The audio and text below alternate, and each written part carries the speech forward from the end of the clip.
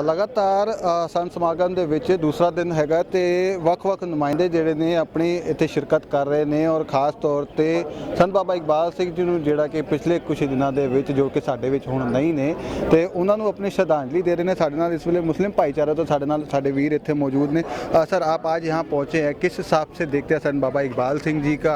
वो वैसे तो हमारे बीच में नहीं है पर उनकी देखा होगा कि आपने स्कूल्स बनाए गए हैं, इंस्टीट्यूशन जो कि डी एडिक्शन सेंटर्स तक बनाए गए हैं, किस हिसाब से देखते हैं? देखिए, इत्तेफाक है, मेरा नाम भी इकबाल है, मैं डॉक्टर सैयद अहमद इकबाल हूँ और बाबा इकबाल सिंह साहब के नक्शे कदम पे चलने की कोशिश भी कर रहा हूँ। वो एक ऐसे इंसान थे जिनके लिए ये कहा जाता है कि मसहल हमें जानो, फिरता है फलक बरसों, तब खाक के पर्दे पे इंसान उभरते हैं। तो हमारे इकबाल सिंह साहब जैसे इंसान जो है ना, बरसों में हज़ारों बरस में ऐसे लोग पैदा होते हैं जो इंसानियत के लिए इतना बड़ा काम कर गए हैं कि उनके पदचिन्हों पे नक्शे कदम पे चल के कामयाब हो सकते हैं। मेरी बड़ी खुशकिस्मती है कि मैं उनसे वैसे वाकिफ़ रहा, उनके कामों से वाकिफ़ रहा और मैं आज ख़ास तौर से आया हूँ। मेरे साथ दरगाह हज़रत निज़ामुद्दीन से पीर साहब हैं डॉक्टर सैयद मोहम्मद अली निज़ामी साहब, जो हज़रत निज़ामुद्दीन औलिया पीर साहब की डायरेक्ट डिसेंडेंट हैं, उसी फैमिली से हैं। और हमारे साथ हमारे प्रोफेसर अफरोज़ुल हक साहब हैं जो कि इंटरनेशनल प्रोफेसर हैं, बहुत रिप्यूट के, इस वक्त वाइस चांसलर हैं MA यूनिवर्सिटी व मणिपुर यूनिवर्सिटी। वहाँ मैं भी वहाँ पे शामिल हूँ, मैं वहाँ चांसलर, मैंने भी, हम लोग भी एक यूनिवर्सिटी बनाने की कोशिश कर रहे हैं और बनाएंगे। जिस तरह इकबाल साहब ने 3 यूनिवर्सिटी बाबा साहब ने बनवाई, 129 स्कूल बनाए, हॉस्पिटल्स बनाए, तो मैं बहुत आके अपने आप को बहुत सौभाग्य हमारा खुशकिस्मत समझता हूँ कि मैं आज श्रद्धांजलि देने के लिए यहाँ पे हाजिर हुआ हूँ। मेरे साथ डॉक्टर सैयद मोहम्मद अली निज़ामी साहब जो कि ख़ुद बहुत ही आइडियल शख्स हैं, जो दरगाह हज़रत निज़ामुद्दीन में डॉक्टर हैं ख़ुद और वहाँ सेवा करते हैं मेडिकल की।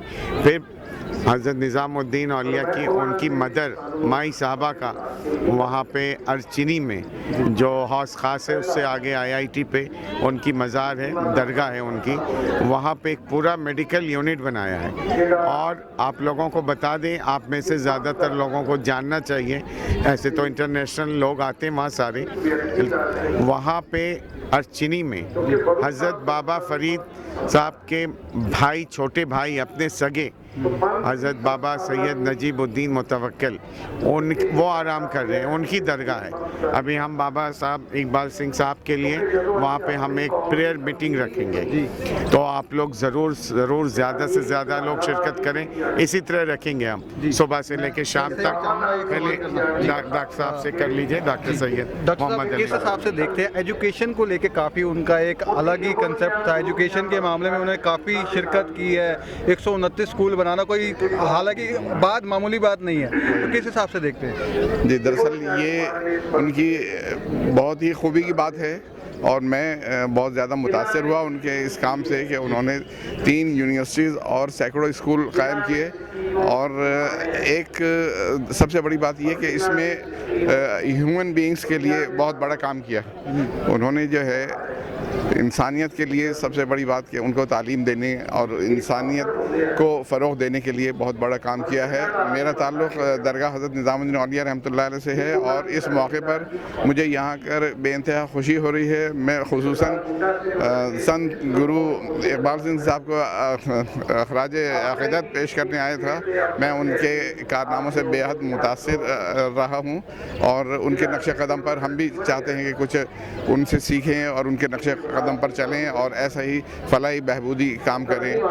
और मेरी दुआ है कि अल्लाह ताला ये हज़रत संत साहब के जो मिशन है उसको दुनिया भर में फैलाए और ये मिशन और उनका फैज़ दुनिया भर में जारी व सारी रहे। बहुत धन्यवाद। सर, जिस हिसाब से देखा जाए किसी भी कौम को बचाने के लिए जो है बच्चों के ऊपर काफ़ी मशक्क़त करनी पड़ती है, कहीं ना कहीं उनके ऊपर ज़्यादा ध्यान देना पड़ता है और कहीं ना कहीं संत इकबाल सिंह जी भी इसी तरफ ध्यान रहता था ताकि पनीरी को जो अपनी जनरेशन को जोड़ लेंगे तो ऑटोमेटिकली कायनात में आने वाले टाइम में जब वो बड़े होंगे तो अपना कहीं ना कहीं एक पॉजिटिव वाइब्स फैलाएंगे। किस हिसाब से देखते हैं? मैं ये समझता हूँ क्योंकि मैं एक एकेडमिशियन हूँ और पूरी ज़िंदगी भर मेरा जो वास्ता है वो पढ़ाई लिखाई से और रिसर्च से रहा है। तो बाबा संत इकबाल जी ने जो काम किया है वो हमेशा हमेशा याद किया जाएगा। देखिए अब वो इस दुनिया में नहीं है, लेकिन इतने सारे लोग इकट्ठे हैं यहाँ पर, तो सब उनकी याद में है, क्योंकि उन्होंने एक ऐसा काम किया, एक सोच ऐसी थी कि 129 स्कूल उन्होंने कायम किए, तो ये हमेशा हमेशा रहेंगे। और इससे एक और मैसेज जाता है कि उन्होंने जो स्कूल बनाए वो किसी ख़ास कम्युनिटी के लिए नहीं बनाए कि ये सिखों के हैं या किसी और कम्युनिटी के हैं, सिर्फ सबके लिए हैं।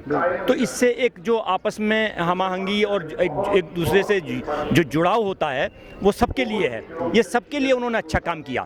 तो ऐसे लोग जो हैं, जैसे हमारे इकबाल साहब ने अभी फरमाया कि बहुत सदियों के बाद जो हैं वो पैदा होते हैं, और इकबाल साहब का ये बड़ा काम है, बहुत बड़ा काम है। और हम ये भी समझते हैं कि मैं मुसलमान हूँ, हमारा इस्लाम से ताल्लुक़ है।